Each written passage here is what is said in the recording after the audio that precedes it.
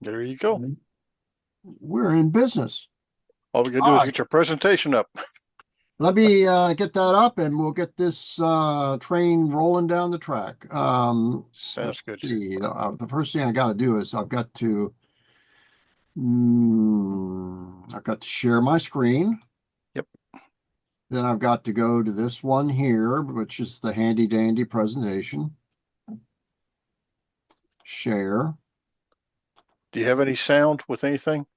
The only sound you're going to hear is my voice. No, I Okay. mean, some of these folks do fancy things. They have music and all. I'm afraid that you all are just going to get bored by my voice for the next half hour, 45 minutes. And we'll be talking as long as you all want to discuss this topic. But anyway, so I'm going to now go to slideshow and click on that. Come on, let's go slideshow. And we're going to go from the beginning. So that'll make this screen bigger, hopefully. Now Okay, you and I'm all see gonna the I'm screen I'm gonna filling mute with the whole everybody screen. but you, Frank. Say that again. I'm gonna mute everybody but you. There.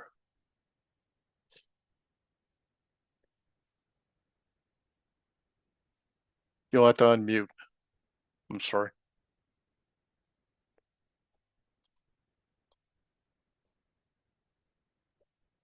Frank, you'll have to unmute. I muted you by mistake.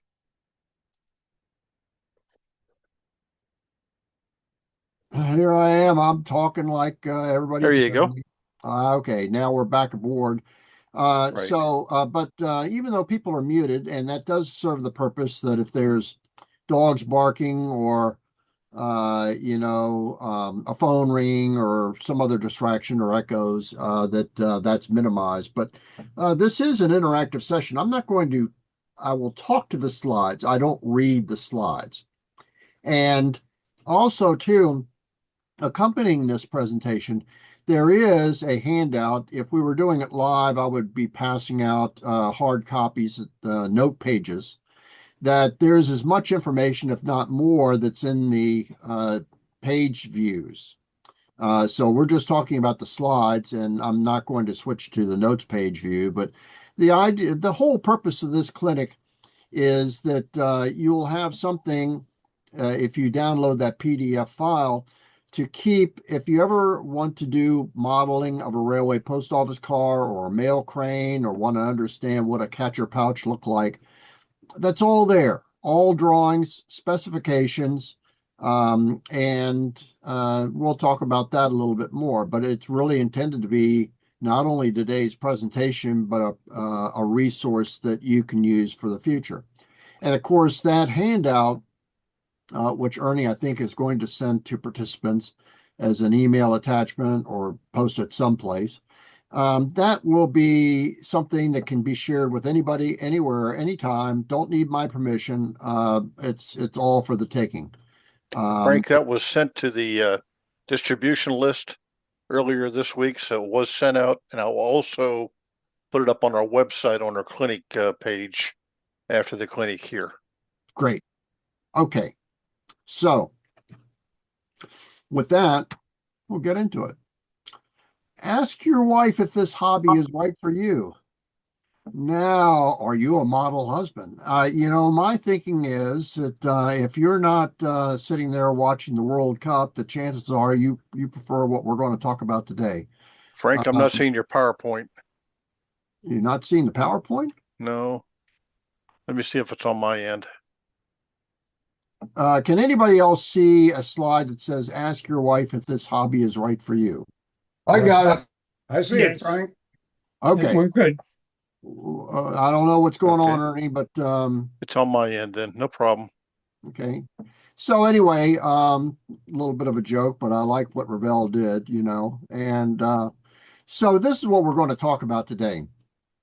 We're going to talk very briefly about each of these points. There's 25 slides in my slide deck. If I spend a couple minutes each, well, that would be 50 minutes long, but I'm not sure I'm going to take a full 2 minutes for each slide because you'll have the PDF file to be able to go back and look at anything that you want in more detail.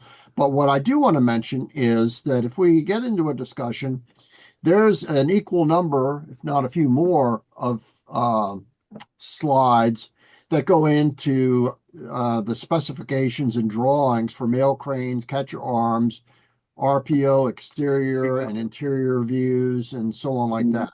So that's all for the taking, and we'll just see where the discussion goes when we get to the question and answer period at the end. So this is a wooden mail crane, and something circa 1880s, 1890s, probably well before most of the modeling period. But the interesting thing about this is before you had mail cranes, this is pretty much how mail was picked up on the fly. Of course, the trains back then were only going about 15 to 20 miles an hour. Of course, some of the railway postal clerks that were working or route agents might have actually preferred grabbing the gal and taking her and leaving the bag behind. But, that's pretty much how it was done before about 1866. There was a patent model by a fellow named Ward who shows the basic features. These are all the features that if you looked at a mail crane today, or at least were in service during the 1960s, and this view about a century earlier, the basic features are not different. Now, all the letters corresponded to what was in the patent drawings description about how things connected together. We don't really need to get into that, but some of that's in the notes pages. And then, of course, if you got a crane, you got to have a catcher arm. And so this was, I guess I said 1866. It was 1865 when this was patented, and it really became the standard for the railway mail service. It was adopted in 1866. So if you want to look more about that, you can go to the Ward Mail Catcher in 1866 in the Congressional Series set. And it tells you all about it. It has these drawings, and it talks about how the post office is going to adopt the use.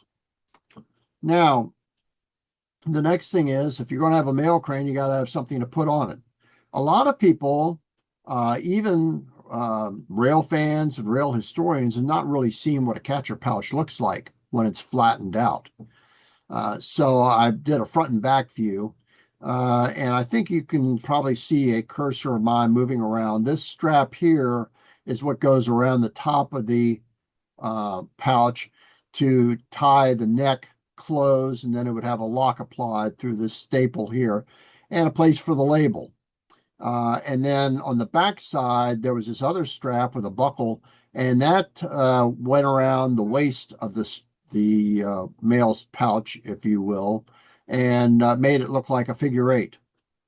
So this one was manufactured in 1940. All these pouches will say U.S. mail, and they say have the year and month that they were produced. And then you'll note that they had these rings here at either end. Those are what were placed onto the arms of the catcher, the mail crane. So when a catcher pouch was ready for dispatch, the clerks were supposed to divide the contents evenly between the top and the bottom, but if there wasn't that much, they just put it at the bottom, because on the mail crane, what was on the bottom was on the top.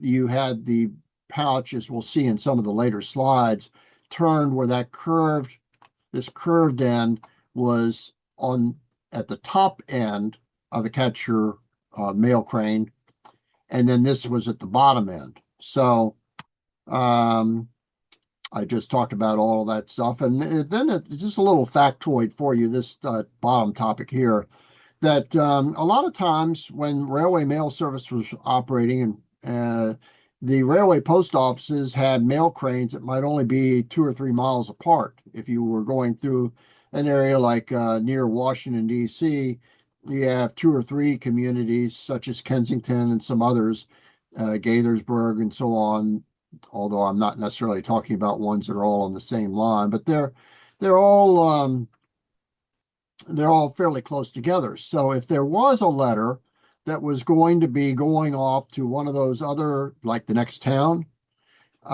they would tie a twine around that for the next town, around the letter or letters, And then they'd leave the twine sticking out of the neck of the pouch so that as soon as it was caught and brought to the pouch table and opened up, they'd see that twine sticking out. They pull those letters out, stick them in the pouch. It's going to be dispatched, and that's how you manage to do things within about 2 or 3 minutes. Now that's really talking about mail service. And this is a drawing here of the catcher pouch. For anybody that really wants to see specifications, that's what this presentation is all about. I'm giving you drawings and specifications and dimensions so that you can accurately model things that you may find appropriate for your layout. But what I will note here, it's not visible on this particular scan because I edited it just to make it fit and look nice. The last mail catch with a catcher pouch was on April 30th, 1971, somewhere up in North Dakota or possibly in Minnesota. I'm not sure exactly where because I haven't really looked enough at the schedules to figure out what was the last train pulling on May 1st, Amtrak Day in 1971, when most RPOs except for one were discontinued. But given that, the interesting thing about this pouch drawing is that it was redrawn in 1983 at the mail equipment shops. So, catcher pouches had not been used for about 12 years, but they still went ahead and redid the drawing. I guess that's Postal Service and government efficiency at work. Now, usually when I do a presentation, I tell people this is an optical illusion. Most modelers will probably see a K-class steam locomotive on the Norfolk and Western. They call them Baby J's, but they were a 482 wheel arrangement instead of 484. And they'll focus on that. Well, that sure is a nice looking locomotive. And this is pulling out of Waynesboro heading southbound towards Roanoke. But you see, I have a different eye. And the reason I call it an optical illusion is you all are seeing one thing. You're looking at this. I'm looking at this over here. I'm looking at a 30-foot RPO with the cinder guard, mail crane in place. I can tell it's a 30-foot RPO because it only has 3 windows. And then this portion here is for Railway Express or possibly baggage. But, anyway, so you can see some of the basic elements that we're going to be talking about as far as RPO exterior details just in this prototype view. This is an Norfolk and Western 60-foot railway post office car. And it was built by Bethlehem. Now, the important thing for people to recognize is that the car bodies were built by a variety of car builders, such as Bethlehem, Budd, American Car and Foundry, you name it. Greenville Steel Car Company, they were all making these car bodies. But the interior fixtures were all made by American Car and Foundry, and all the layout within the car, if you ever decide to get into the hopeless process of trying to detail an interior of an RPO, good luck. All of those interior fixtures were standardized. They were made by just American Car and Foundry according to Post Office Department plans. But the exterior details, such as the catcher arm, the letter slot, the ladder underneath the door. There is no cinder guard in this view, but it would be right here facing the direction of travel. There's no safety bar here. These things are all specified also by the Post Office Department. Now, the other thing I'm going to mention is, looks like there's bars over the window, right? Like, oh gosh, this is a rolling armory or armored car. Those are actually wooden dowels. When you open the windows, you don't want mail that's being thrown around into the rack section, which is this area here, or into the overhead boxes. If you miss one and it went out the window, that would not be good as far as lost mail. So those are actually wood, but they look pretty foreboding and might cause somebody to not be really interested in forced entry. And of course, they would put up some resistance, somebody just trying to break a window and get into the car. I've just covered that there are many different car manufacturers, and those pages in this presentation provide modeling guidance. Now, this is a real nice view here of a mail crane. This is an action shot. You can see where it's a stop action. You can see where the pouch has pulled away from the top and the bottom arms. And the clerk is correctly positioned because after they've sighted the mail crane down the track, they turn 180 degrees and put their back up against this radiator that he's standing with. That way, if suddenly the lock fell off the pouch or there was some other problem, he's probably better protected. Now, what he's not wearing is goggles. He should be having goggles. The cinder guard is behind the pouch, so you can't see that, but you can see the letter slot here. For a 15-foot apartment railway post office car, this was the way the lettering appears under the window. The lettering for a railway post office is always under the section where the actual occupancy of the railway post office was. Now, these bars are steel. If it was within a number of feet that's specified in the specifications to the door, then you did have steel bars over here to protect the window there from the pouch flapping around and suddenly hitting the glass. And so as you see, the catcher arm has a crook in it. This gets snagged or collects from this side on in towards the crook. It should flop over. The reason you put all the mail into the bottom of the pouch, if you're not evenly dividing it, it looks like there's some at the top and bottom in this one, is so that it'll flop over and be retained in the catcher arm. And just as a note of trivia, there's a little round piece right here that's rubber, and that's sort of like a shock absorber for the catcher arm. That's probably going beyond whatever you'll do for modeling, but that's all the parts of a catcher arm. We're going to talk about that. There was a fellow who, near the end of steam in the Norfolk and Western, decided he was pretty good with flash bulbs, and he liked to do a lot of night photography. And in 1864, they had the first fast mail train on the Lakeshore and Michigan Southern and on the New York Central and Hudson River Railroad before it all became the New York Central system. And there's a lithograph that you can find. It's not by Currier and Ives, but it's a lithograph that looks like a Currier and Ives kind of image. And it's got this lady here with a little kid tugging on the skirt, and the little boy is here waving at the train. You know, he's all excited, and they got the basket full of apples. And so Winston Link decided he'd reprise that image at 7 Mile Ford. And you can see how the mail crane is right here. It's got the pouch. There's a railway post office somewhere back here somewhere behind the tender, and it's going to snag that, but that's not the object of his photograph. He wanted to get the pit engine passing. Now, one of the things we talk about during this clinic is where do you put a mail crane? If you have a station and it's a single track railroad, you can put the mail crane on the side opposite the platform, because that would allow you to be able to throw off mail or make the catch without possibly hitting any passengers, and that was pretty important. I think Lee had some sort of a green arrow that was pointing up towards some of the text. I saw something flip up on my screen. But anyway, so that's train 42, the Pelican, which ran from New Orleans up to New York City, and passed through on the Radford division of the Norfolk and Western during the middle of the night.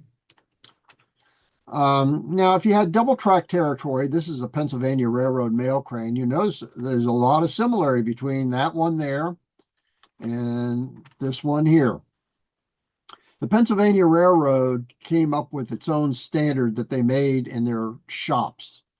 And they're very distinctive. They got this heavy weight right here.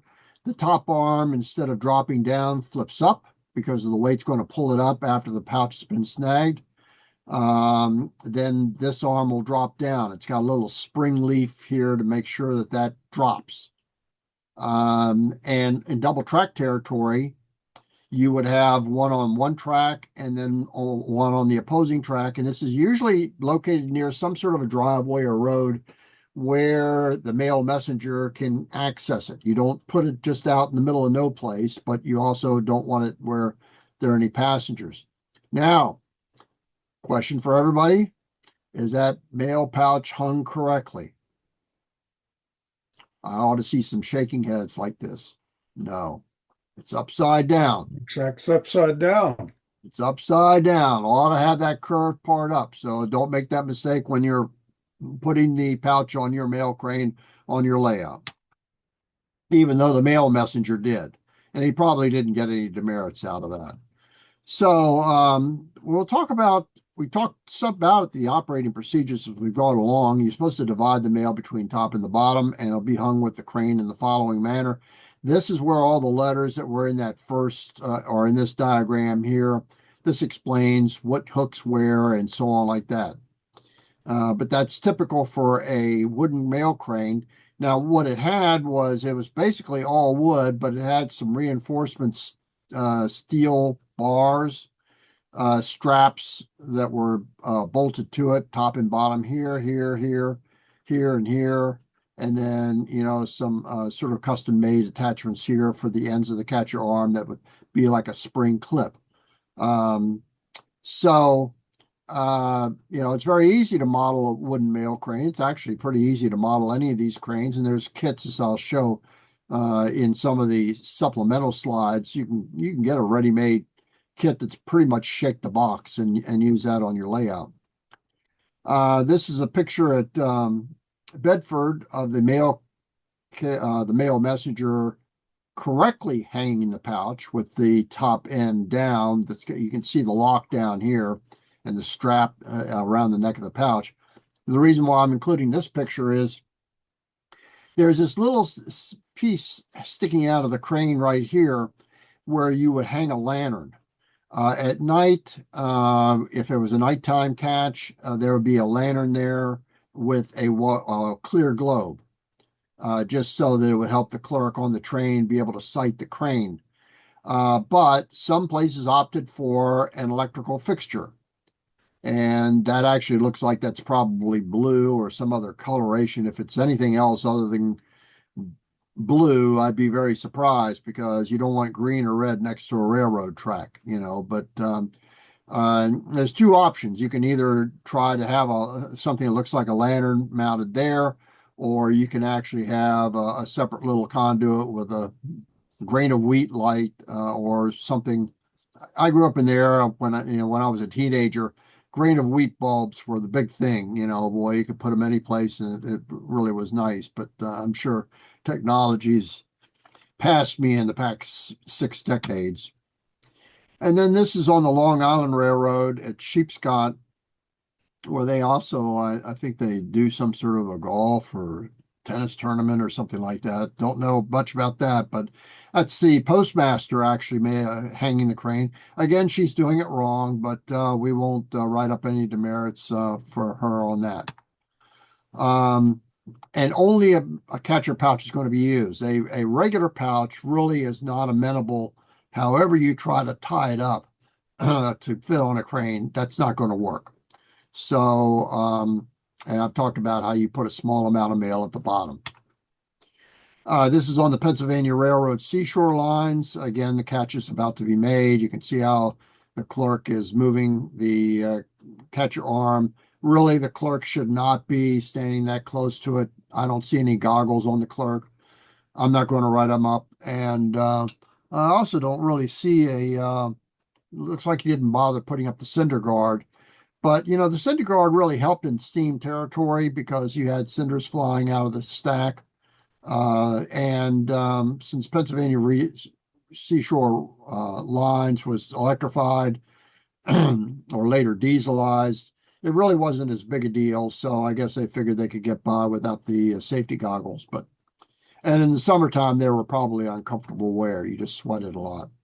Anytime you had defective pouches, they went to a mail equipment shop in Washington, D.C., where they were repaired.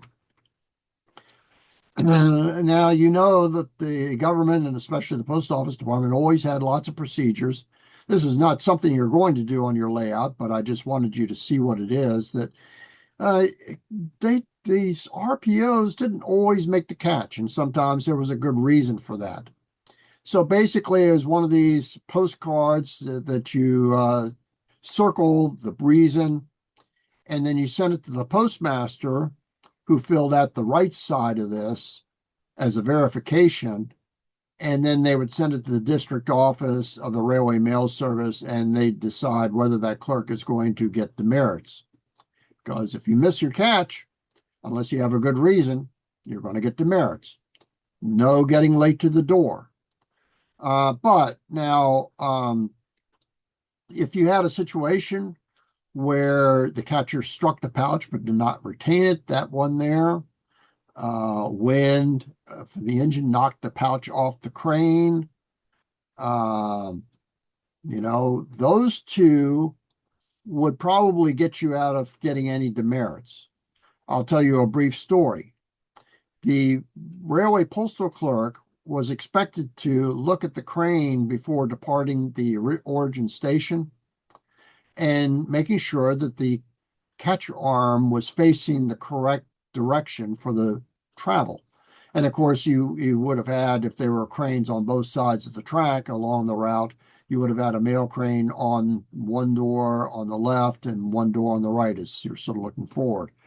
So they were expected to look at that. Now, there have been at least one substitute and maybe some regular clerks that, for whatever reason, forgot to do that.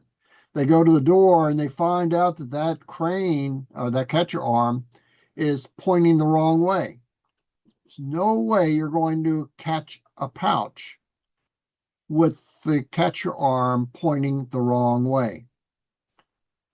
So anyway, but what you do, first of all, what you do not do is try to lift this 100-pound catcher arm out of the brackets and try to flip it around while the train is moving and there's nothing between you and the door and kingdom come. So you leave it as it is. It's not safe to do that, to try to, if you discover it at the origin terminal, what you do is you have one of the car knockers go through there, then tell them, hey, you forgot to change the catcher arm. And they will do it. They'll grumble, but they'll do it because they're required to. But anyway, so the best thing you can do is just go ahead and for every mail crane that you come to, raise the catcher arm and knock the pouch onto the ground. And you do that one station, and then you do it the next station, and you do it the next station. You're filling out maybe 20 of these cards and sending them to postmasters at each location. The people who worked at the district office used to work as railway postal clerks. They know what's going on. And when they start seeing more than one crane where the catcher struck the pouch but did not retain it, they would not charge demerits because the clerk was making an effort, but they say, you better check the position of the catcher arm better next time before you leave. Now, we're almost done really for the formal part of this clinic. This is a precision scale HO brass RPO car. Looks real pretty. I love brass. Ooh, brass is so nice. I can't afford it. But precision scale does a real nice job. And there's some things that are wrong with this precision scale model. It's a 30-foot RPO. And there's some things missing. Now, I was focusing on the exterior details of the railway post office. Anybody who's observant is going to say, oh, there's no drawbar and coupler, and there's no steam line. Yeah, you're right. Okay, but that's not what I'm focusing on. Anybody want to come off mute and tell me any of the things that they see might be wrong with this particular model? I don't see any bars on the window. Okay, right. That's number one. And these are in your notes pages, the answers. So if you've looked at your note pages, you've got the cheat sheet. You know, the if you were in college, you had the fraternity file for all the exams, so that you pass. Okay, that's one. Mail Anybody slot. else see anything else? Yeah, mail slot is not in the correct position. That's right. This mail slot right here, it's under a window. There's a sack rack here. The letter slot is always underneath the edge of a table, distributing table. So you're correct. Very good. I'm glad you found that. Anybody else come up with anything else? It's a long catcher arm. That's right. Catcher arm ought to come down and extend to about here. In fact, you'll see on some painted models and some prototypes, they actually have, oh, where'd my mouse go? Okay, it'll have like a little white mark here and here at an angle, and that allows a quick visual inspection to determine if the catcher arm is aligned with that white line, or it's not real long. It was probably only about 6 inches long, but it'd be right here. And so that catcher arm it's extending within the doorway. Now, also too, I didn't put it in the notes. There's no handrails. You don't have handrails in an RPO door. You do have the steps. The steps should be the correct width of that. But they, at least I don't think they're handrails. I I better watch my step because I'm talking to people who probably could know more than I do. But anyway, that's the main things. And of course, there's no center guard here. If the direction of travel was going to this direction here, then you should have a center guard here. And so that's pretty much it. And so that's questions. And now, just so that you know, I showed this to Ernie. I had a whole bunch more stuff here. These are all those other pages that I mentioned. We can talk if we get into a specific thing, specific aspect, we can talk about maybe some of these in detail. And I really should look to see. Yeah, I take it back. Yes, there are handrails there. Okay, and it certainly helps you get in and out. I guess I just hadn't been paying attention enough, and that's a New York Central Mail crane. So this is question and answer period time, and we'll go as long or as short as you'd like to cover the subject. And come off mute, and we can just have a general conversation. Frank, I have a question. Yes.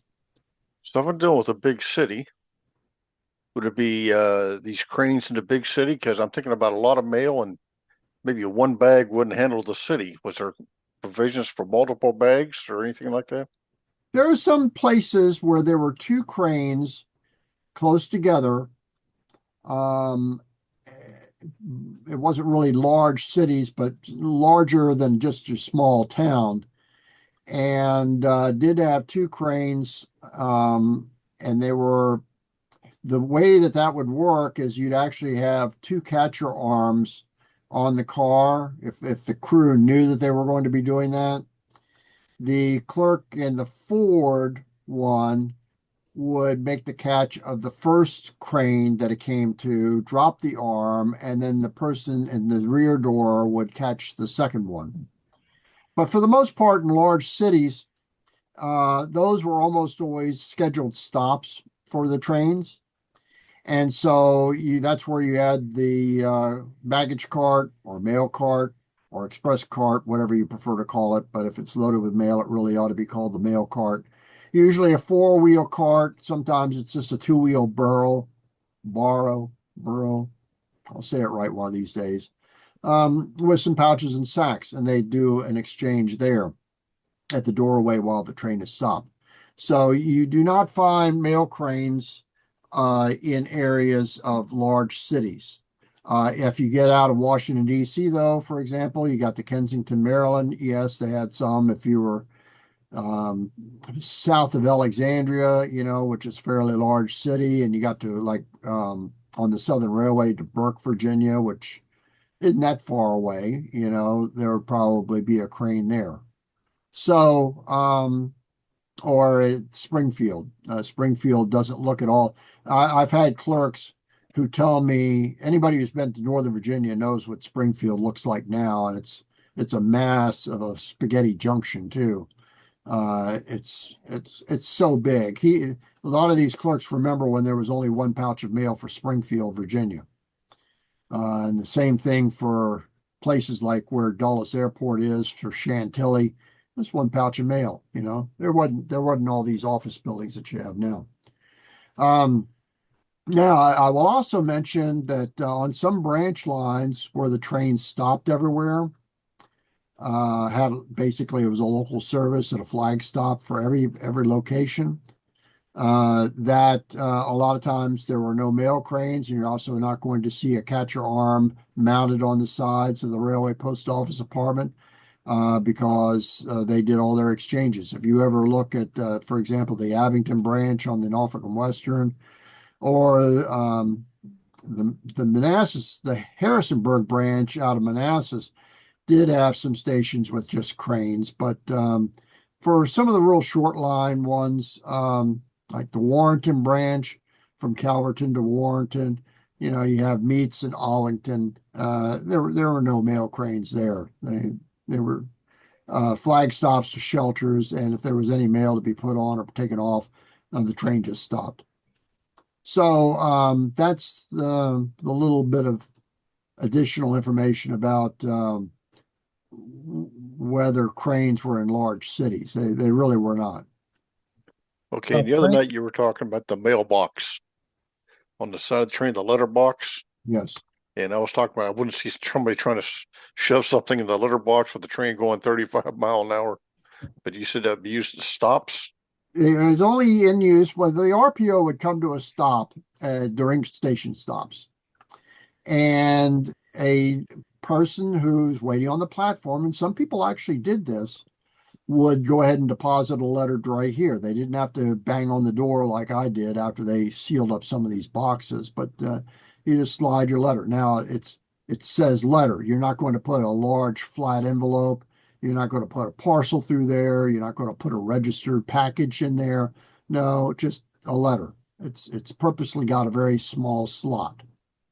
And so just so that you see what I was, why there's never a chute underneath the window, you got this rack here, or a rack section that looks like this underneath the window.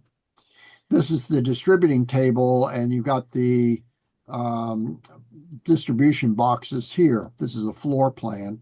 So the outside, the letter slot is here.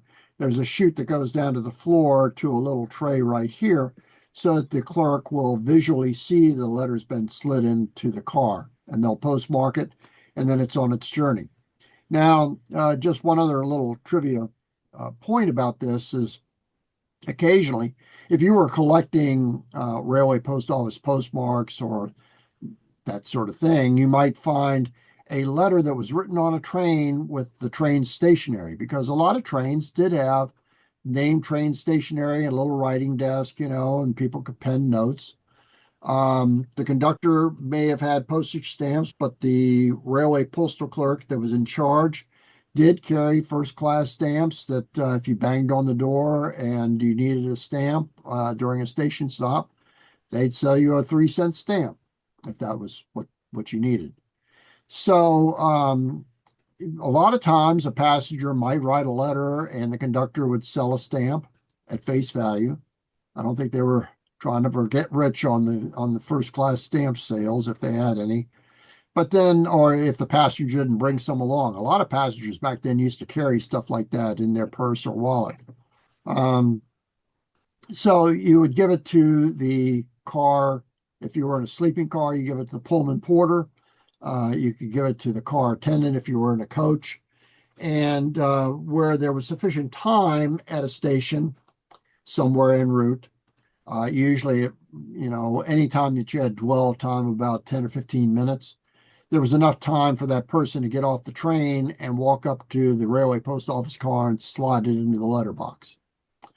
The other thing they might do is if that was too far to walk, because a lot of times the sleeping cars at the back of the train, the coaches are up front, the railway post office is up by the tender or right behind the locomotives. It could be a long walk.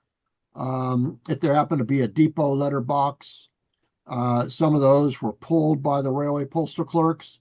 They call tapping the box, and they might just put it in there. It might actually not be postmarked on the train that they traveled on, but it was one of those two ways. So you could actually write a letter on the train, get it mailed, and it would get there. I won't say that it often occurred that the letter got there before the passenger did, but there are some instances where it did, if the passenger did like a layover someplace. Other questions? Frank, with the bags or the sacks inside RPOs, were they all the same size? Were they all number threes? No, they were not. And I don't have a good interior view because I didn't include that really for the presentation. But no, they had, first of all, let's talk about what things are. This is a pouch. Right. Okay. Now a regular letter pouch is number 1, 2, and 3, and it had this. Well, it's better this one here. Had this leather strap. If you looked at number 1, number 2, number 3 pouch, it would look just like this. Have a few more grommets here, and then it'd have a flat end. Flat end. Right. And then there were sacks. Number 1, number 2, number 3 sacks that varied in size. So in a railway post office car, you had these, the catcher pouches. You had sacks for newspapers or under other bundled kinds of publications like Life magazine, or large flats that wouldn't fit into the letter case or anything like that. They go into sacks, and the sacks were not necessarily locked.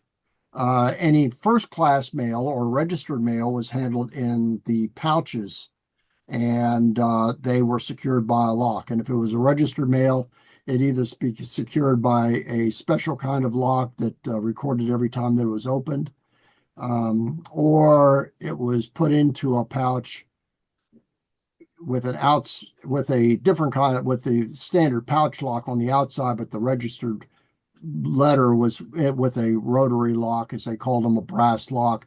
Now was put inside of this pouch. So you might find a pouch in a pouch. Okay. And that could be true for a catcher pouch too. So when they would heave a bag out after simultaneously, I guess, with catching a pouch, would it be the same person with the catcher arm with his other hand tossing the bag out the door onto the platform? Yeah, same person.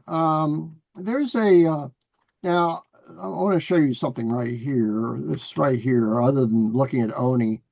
There's a DVD that the Railway Mail Service Library has that has 3 videos on it, 2 of which are railway mail videos. The Men in Mail and Transit is a training video.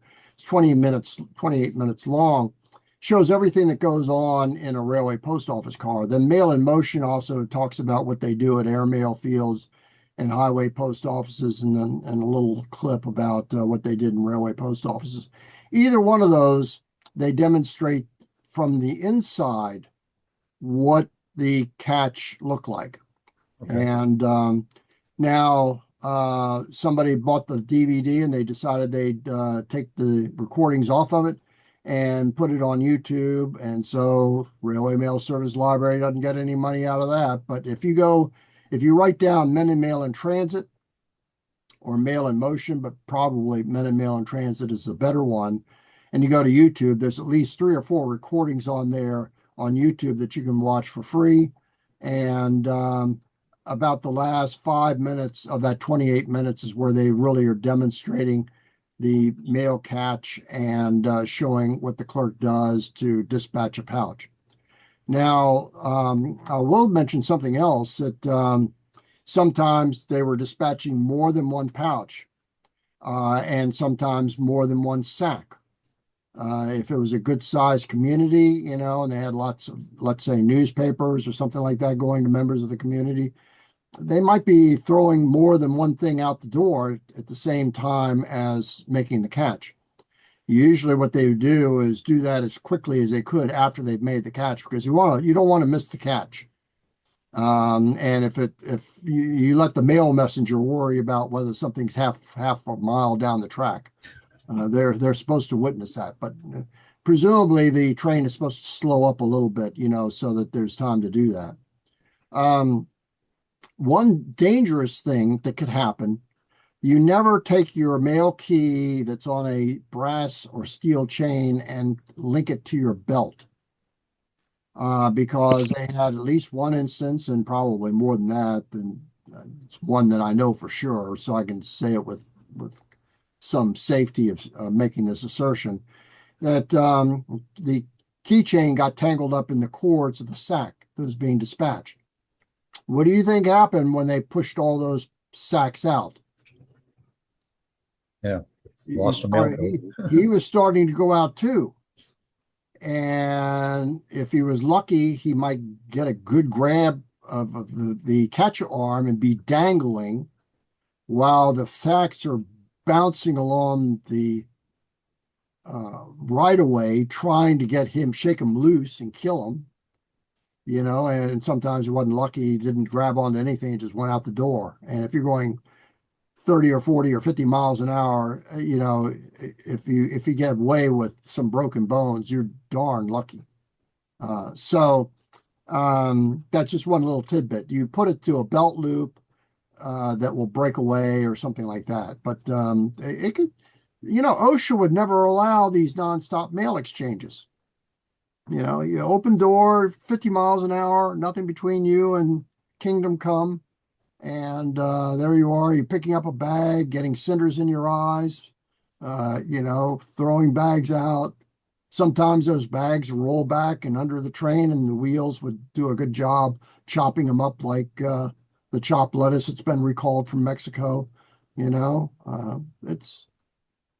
It wasn't a flawless operation, but I'd say 98, 99% of the time it all worked. So, other questions? Frank, Right. I'm going to keep dominating here until somebody else waves me off. But with this is a weird little modeling thing, but I have pictures of mail sacks in World War II that had like pinstripes on them, black or dark gray pinstripes, the length of the bag, top to bottom, like two groups of them. Looked like about a dozen pinstripes, then with in between U.S. mail. Do you know anything about the time era of when those changed out to just the plain canvas? The in the earlier part of the 20th century, there were also some sacks that had red stripes that was supposed to be used for registered mail. For the black, it may have been designating military mail. Even though it says U.S. mail, they wanted to separate that because it had to go to the APO or the FPO center in New York City or in Oakland, California, and then get dispatched overseas to fleet or Army post offices. So there's also the kind of pouch that Oni's sitting on there is what I would call a courier bag. Now, a lot of railroad business mail was handled in pouches that were looking like that. That's an earlier version of the catcher pouch. And by the way, first of all, Oni is a famous dog, and there's lots you can find online about him without my going into it. But the way, most dogs don't really sit still for a professional photographer very long. They want to get around, do something. The reason why, if you ever see a picture of Oni that's a professional photograph like this, he's always sitting on or laying on a pouch, is because he felt that pouch was his. He was protecting it. And he would sit still. You just try to put him on that chair, he'd be all over the place, you know. But you put the pouch there, he'd hop up on it and he'd protect the pouch. Uh, anyway, this railroads for the railroad business mail, which was not handled in a railway post office, had a similar kind of courier bag. It had that kind of leather-like bottom, you know, and then it had a strap that went through a bunch of vertical staples around the neck of it, and then secured with a lock. So I think I've seen some military mail bags. I don't know if they were for couriers or for you know, I mean, General Patton or General Marshall weren't going around just sending their letters in by U.S. mail. They were going into a secure pouch with a special lock that, even though it may have moved within a postal railway post office or through the post office, could not be unlocked by postal clerks. So those courier bags would be handled just the same as a regular pouch, but they wouldn't be open and they'd be labeled to wherever they were going. They were called diplomatic pouches. And the same thing for Tennessee Valley Authority, did the same thing. General Services Administration, you know, almost all the agencies had their own. And of course, the president had their own. The letters on the lock were VIP. And I guess you can figure out why that lock had that. And I don't think our current president uses that kind of communications anyway. But anyway, that's neither here nor there. So keep on with your next one, Ken, Frank. or Nice, whoever Stephen. else. Hello, Kevin. Um, Mail cars with 15-foot, 30-foot apartments. Was there any guidelines when they were put into train as to whether the apartment faced forward and reverse, and who would have set those? Okay, the only real desire, let me just get back to this one here where the guy's standing there. You can't tell here whether he is next to the locomotive, but if you had a preference, the other end of this car was express, or it would be express. They always, a baggage car, the clue for a baggage car is that it's always next to the coach so that the baggage master can enter from the coach section into the car. Okay. So you don't really isolate, I won't say never, but you seldom isolated the baggage master from the rest of the train if they were needed. So this could have been an unoccupied or an occupied express end here, but the locomotive is somewhere in front of that. The only real guidance was if there was storage mail cars or other express cars in the consist, to put those ahead of the railway post office cars, so if there was an accident or collision, that the railway post office car was a little better protected, being back towards a little bit further back from the locomotive. Yeah. As far as what direction it faced, it really did not matter because, and I'll tell you why, other than trying to put something as an additional cushion between the locomotive and the car where the railway postal clerk was. If you had a branch line and you had a lot of those in coal fields and other places, all over the place, usually there was not a place. There may have been a Y, or in rare cases, a turntable to turn the engine. But in most cases, the train consist, when it went out, the engine ran around it, and the cars were basically in reverse order. So this car, if it was near the front end, might be at the back end of that train and still in the same direction that it is. And the trouble is, well, you're not turning the whole train. So the catcher arm probably was properly aligned, but in case there was a place where they somehow turned the train or it went onto a branch line and around a Y, then that could be problematic for the clerk to make sure that they catch your arm if there were catches to be made to turn it. So no, there was no guidance about whether the um, distribution case was at one end of the car or the other as the direction of travel went. Now, I will tell you something. If you had two railway post office cars together, two 60-foot cars, they usually did that where the letter ends were adjoining. So the reason for that is you had a general foreman that there was a clerk in charge for each of the cars, and then a general foreman, it may be one of the clerks in charge, that was responsible for both cars together for filling out a total trip report for the crews on both cars. They would do the letter ends adjoining because it was much easier for that clerk in charge to go between the cars rather than having to wade through, the sack section. So if you ever do, and I sure hope somebody will, does a 120-foot authorization for a railway post office car is like a fast mail train where it had that, then letter ends are adjoining. Now, there was no solution if you had a really big mail train where it had three 60-foot RPOs, 180 feet. One of the other ends is going to be away from, you're going to have to walk through the sacks, sack end. So anyway, that's probably a long narrative that no, it really didn't make any difference what direction it was unless you were putting two cars together. I will say that there were instances when sometimes railroads did not have a 60-foot car available. They were required to provide 60 feet of space for the crew. Yeah. They could do in a short, one time only, or maybe two times only, while the 60-foot car was in the shop.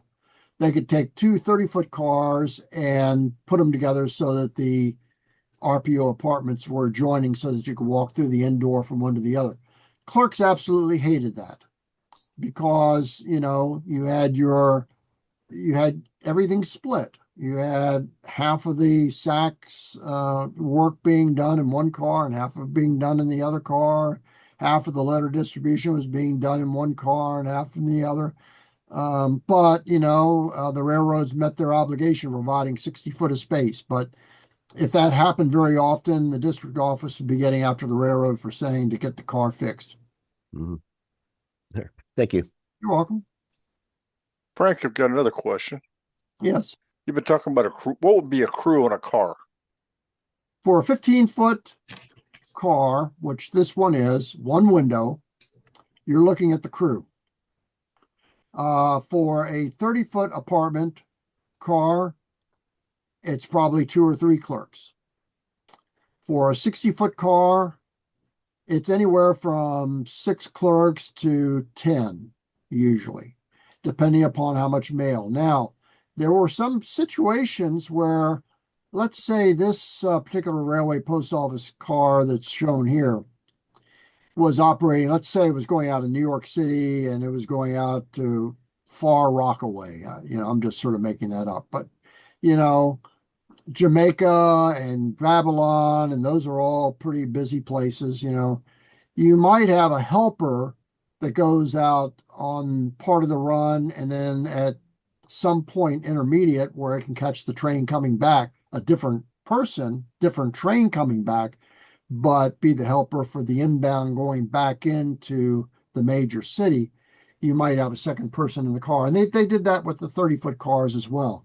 Not so much 60-foot cars, pretty much the full crew ran the full distance. But like we've all said, never say never. I can't rule out that there might not have been some helper runs on a particular route. Excuse me. That's something that if you really want to get into the details of a particular route, origin to destination, let's say you've got a layout that you're modeling that's going from New York City to Washington or from Omaha to Minneapolis or something like that. I can help you out with some information about the schedules that don't appear in employee timetables or passenger schedules to let you understand what the proper size car was. And it won't tell you what class of the car was according to the railroad. Railroads often have more than one class of a mail car. But it'll tell you what the authorized space authorization was. It may even tell you whether or not there was an authorized storage mail car that should be included in your model train. So I invite those kinds of inquiries. My contact information is it's over here in this slide here, but it's in the handout, so you'll find it here. Just send me a note, and I'll do what I can to try to help you out. Any other questions? Yeah, Frank, here's my B&O RPO that I scratch build. I don't know if anybody can see this. I'll tell you what. I'll stop sharing. You share your screen. If Okay. anything comes up, I can always go back to my screen here. So you go ahead and share your screen so it's nice and big and everybody can see what it is. And Tom is a B&O aficionado, and he especially, I guess, you like the Cumberland to Grafton line that's been ripped up too. So Yeah. This ain't sharing very well, so you gotta what it's doing is I'm not yeah, sure what you got to do to press the button so that we're seeing your yeah, view. let go share. That's okay. I'll hold it up to the camera here. I scratch built this RPO. This is a B&O class H7 RPO, and it's a 70-foot car. And one of the very first steel RPOs ever made. And it's got a complete interior. The clerk is ready to catch the pouch. Here's the mail crane from standard B&O plans. And if everything works right, that will actually pick up the mail. So I entered that in the uh, scratch built passenger car category at the NMRA National Convention here in Dallas 3 years ago, and it won first place. I'm very proud of that. I think you should be. Okay. Does anybody else have any other questions? Yeah, Frank, in one of your slides, you talked about it when you were showing the picture of the little card that they would have to fill out if they messed up and couldn't catch a bag. One of them was that the engineer failed to provide the signal. So I'm assuming, let's say it's a steam locomotive or diesel. What was the signal that how many toots, long, short? Do you know what that signal would be? Yeah, it was one long. One long. Okay. Yeah, sure. Yeah, Well, it's that's all it was. I didn't get into that detail, but yes, it's one long, and the video will demonstrate that. The video that's Men in Mail in Transit was shot on the Baltimore in Ohio, which always warms Tom Greco's heart.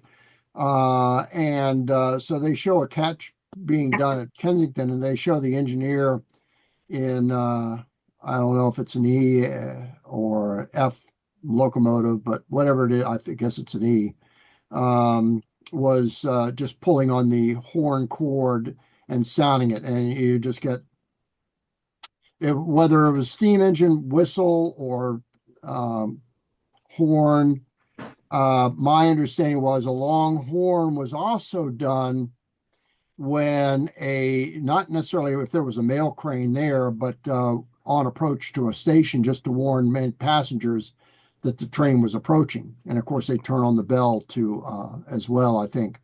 But that was the signal, just one sound of the horn. So if you want to simulate that with your um, engine sounds, that when you're getting close to a station, you're blowing the whistle or horn for your model, that it's making one long sound to coincide with approaching a station. And this is interior detail question about the clerks themselves. I've seen many photos where it shows how crowded those RPOs are. And it was interesting how you would see a nice revolver strapped on the hip of one of the clerks. Did all of them carry firearms, or was it just the one in charge? All clerks carried firearms. That's also covered in the video. And usually it was a Colt Banker Special, a 38 caliber, 2-inch barrel. They were the preponderant one. There was some Smith and Wesson. There were some Harrington and Richardson pistols out there too, but the Colt was probably had 95% of it, of the firearms carried by railway postal clerks. So that survived until the mid 1960s. And I don't have the order that changed it, but basically they said the post office department made the decision that if you were working the doors for bringing mail in or putting mail out of the car, or you were the clerk in charge, or you were the registered mail clerk, you were still required to carry a firearm. Everybody else did not have to carry a firearm. But yes, they were all armed, and I've got lots of photographs of clerks with the pistol visible. I've got pictures of the pistols. I collect those pistols.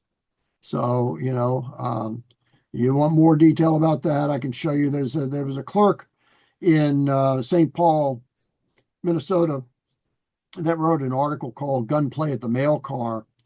And incidentally, he had some pictures of the railway postal clerks with the firearms strapped to their hip while they were working at the letter case. Yes, the cars are very crowded. When you had both the racks down on either side of the interior of the car, and then a distributing table in front of that, and you had something that was about an 18-inch corridor to move down from one end to the other. It was tight quarters. It was basically enough room to stand. That, as I mentioned a while ago, if they had a situation where a clerk had to go from one car to the next or walk through the sack section, it was very difficult because then you got the almost like musical chairs where people have to move out of the way so the guy can get by, because there's not a passing siding, if you will, within the car for two-way traffic. And most of these clerks stood the whole way. Only the registered mail clerk had a stool that they did their reports on, handling registered mail. Sometimes the clerk in charge would use it to fill out the trip reports, but pretty much everybody was standing the whole trip. And that might be 400 miles, They might sit down on a ledge or stretch out a sack or do something or sit on a table briefly for lunch, their lunch break, whenever they could get up on the mail and have time to eat. But they were standing pretty much the whole time. Any other questions? All right. Well, Ernie, I think we've reached the end of the line, and I appreciate everybody who's attended. You know where to find me. Just look at this slide here. Jot down a note if you want, or it's in your handout that Ernie's posted to the website and sent to everybody.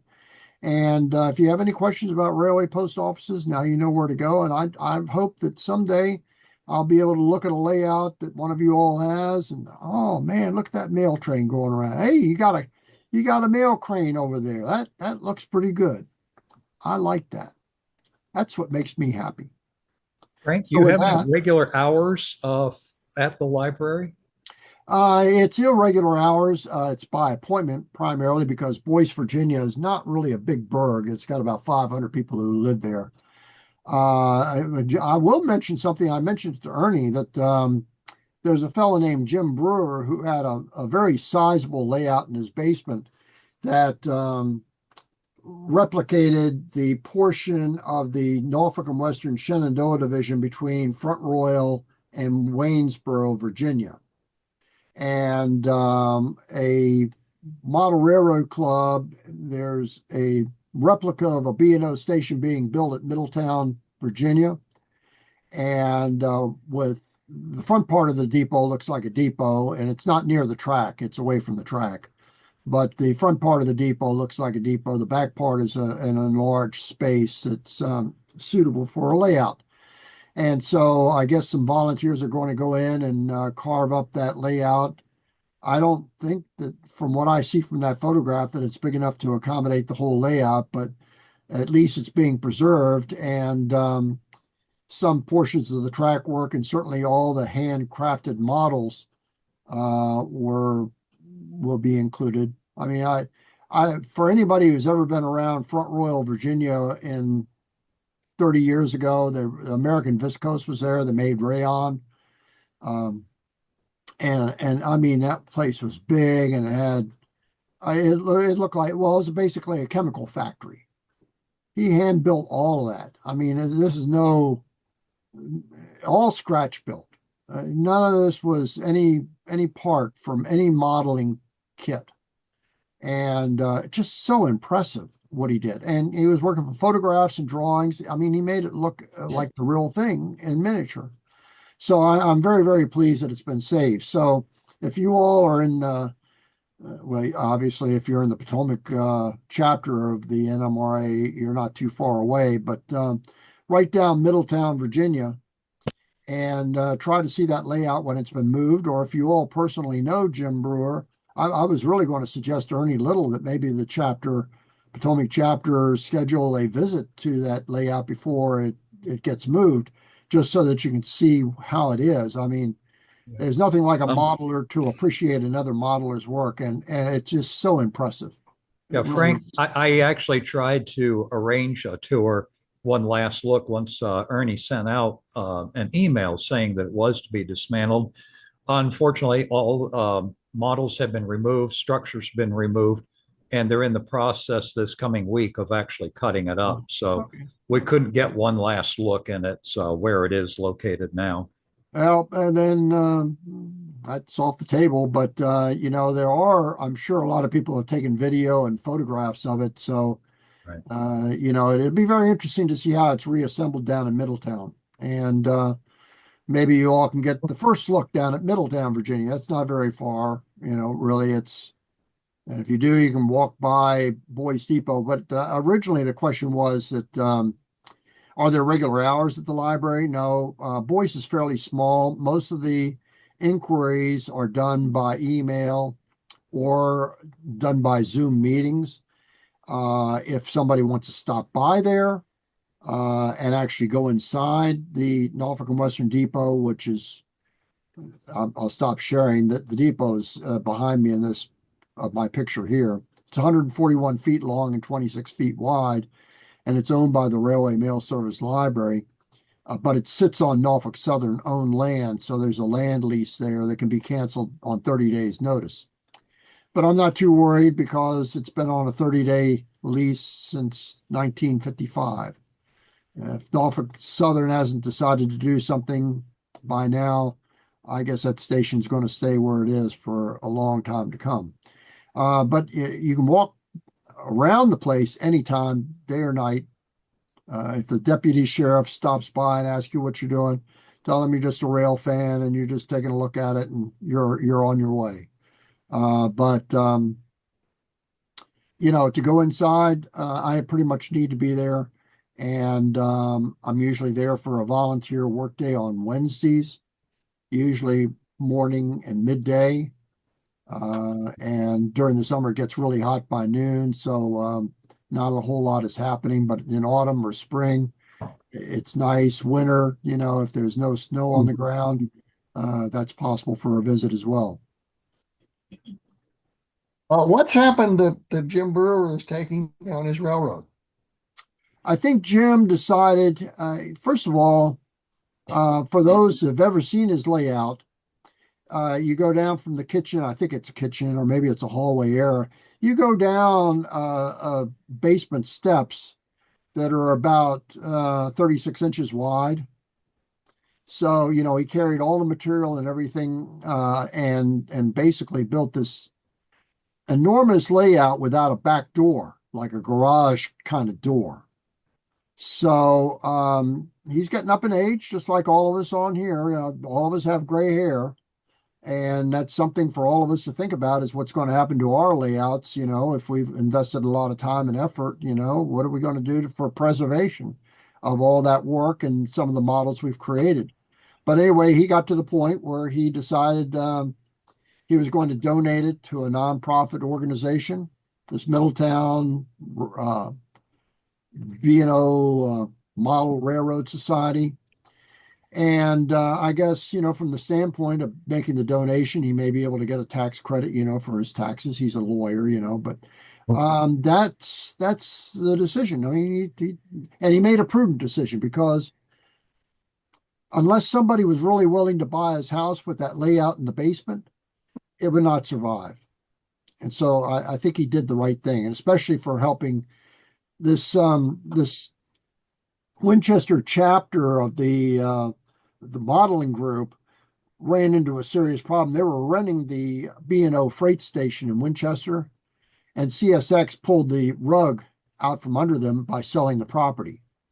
And they had to move out like in 30 days notice. So years of work on their layout just had to be torn up. They didn't even try to put it into storage.